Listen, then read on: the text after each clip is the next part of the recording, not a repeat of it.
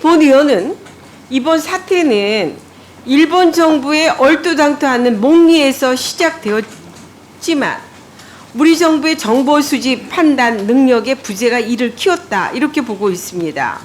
우리 장관님께서는 그 일본의 수출 규제 보복 조치를 언제 처음 인지했습니까? 그 이번 조치 두 가지 조치 말씀해 주시는 거죠? 네. 그건 그 전날 그 일본의 신문 발표를 보고 왔습니다. 일본 신문 보고. 네.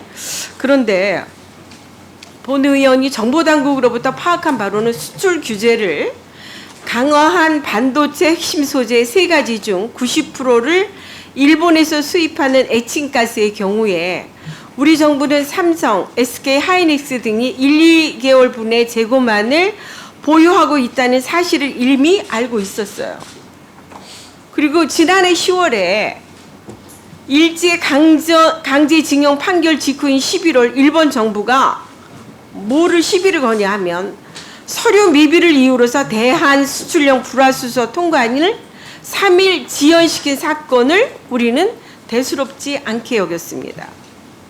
또 지난해 12월에 초계기 사건으로 한일 갈등이 심화되자 올해 2월 일본 자민당 외교인은 대한 보복 조치로 불화수소 수출 제한을 거론을 했습니다. 그리고 올해 3월 아소 일본 재무상 등 정부 인사들도 첨단 제품용 부품 소재의 수출 중단을 대한 레버리지로 활용해야 한다면서 위협성 발언을 했음에도 우리 정부는 대책을 논의한 적이 있습니까? 또 이것을 귀담아 들으려 한 적이 있습니까? 따라서 이와 같은 오늘의 사태는 이런 여러 가지를 보면 충분히 예견이 됐음에도 불구하고 완전히 무시했습니다. 경제에 미치는 영향 또한 굉장히 클 수밖에 없습니다. 이거에 대해서 정부는 어떤 대책을 세우고 있습니까? 네, 대책 세우고 있습니다. 한번 말씀해 보세요. 네. 그 위원님께서 말씀 주셨는데요. 저희가 지난 10월에 우리 대법원 판결 이후에 정부에서는 TF를 구성을 했고요. 그 운영을 하고 있고 또 그 안에는 또 경제 파트도 함께 TF가 구성이 돼서 운영되어 왔습니다. 특히 위원님께서 지적하신 것처럼 지난해 말에 일본이 불화수소에 대한 통관 지연을 계기로 해서 저희 정부에서는 민간 업계와 함께 이에 대한 대책과 그 불화수소뿐만이 아닌 다른 부처에 대한 다른 부문에 대한 그 계획을 저희들이 업계와 의논을 해오면서 준비해 왔습니다. 그렇기 때문에 이번에 불화수소에 대한 문제가 생겼을 때 기본적으로 저희들의 국내에 생산하는 업체는 생산량을 늘리는 그 작업을 바로 지난해 말부터 시작을 했고요. 또 수입선을 다변화했고 수입선 다변화한 다음에 그걸 또 이 현재 라인에서 테스트를 해야 됩니다. 그 테스트하는 작업을 지난해 초부터 실시를 해왔고요. 업계와 우리가 할 수 있는 내용들에 대해서 준비를 많이 해왔다는 말씀을 드리겠습니다. 그리고 위원 주신 화이트리스트 관련돼서도 그 많은 일단 물자가 한 1,120여 개 됩니다. 한 90여 개 되는데요. 그거에 대해서 그거를 다시 뭐 유사 분야라든지 영향이 있는 분야 없는 분야 이런 것들을 이제 다시 다 재분류하고 또 민간 품목에서 우리 그냥 그 리스트엔 그렇게 다 있지만 꼭 또 승인을 개별적으로 받아야 되는 지금 간단하게 답변해 주세요. 네.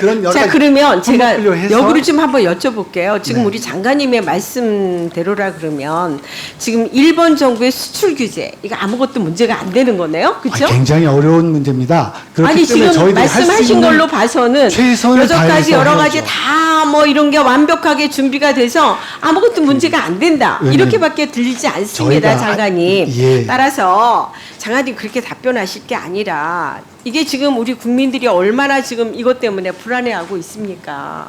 그래서 앞으로 이 부분을 그 한일 경제 전쟁이라고 다들 보고 있는데 이것을 어떻게 풀어 나가야 될지를 말씀을 하셔야죠. 네, 옳으신 지적이십니다.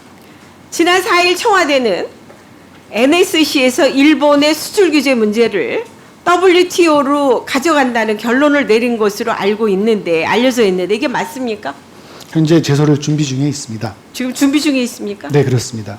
하지만 전문가들은 그 일본과의 관세 관계를 통해서 다른 국가들이 압도적으로 한국 입장만을 지지할 것이라 볼 수 없고 무엇보다 이 WTO에서 승소한다 하더라도 일본의 규제 조치 철회 등을 강제한 구속력이 없는 만큼 청와대와 정부가 WTO를 실질적인 대응책처럼 말하는 것은 이건 상당히 지금 우리 장관님 말씀하시는 것처럼 이게 정치 쇼에 불과하다. 이게 지금 국민들이 체감하는 것은 굉장히 심각합니다.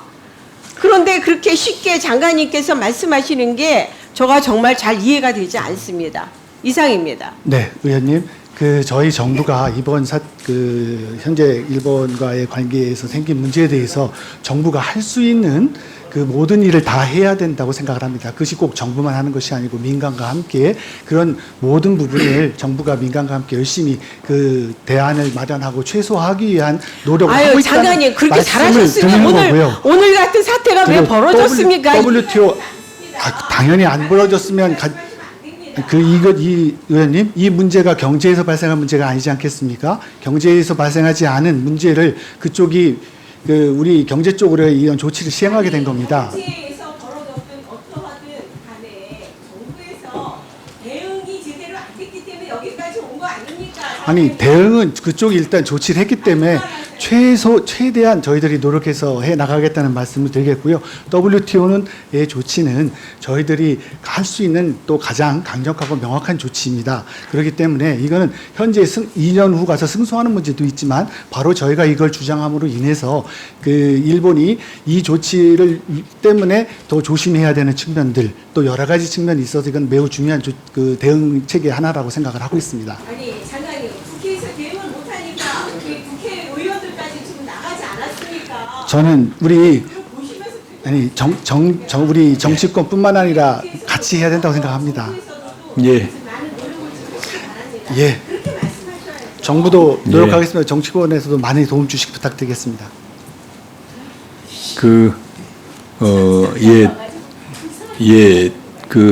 장관님 답변 내용이 명확하게 피부에 와닿지 않기 때문에 자꾸 이제 이야기가 지속되는 것 같습니다.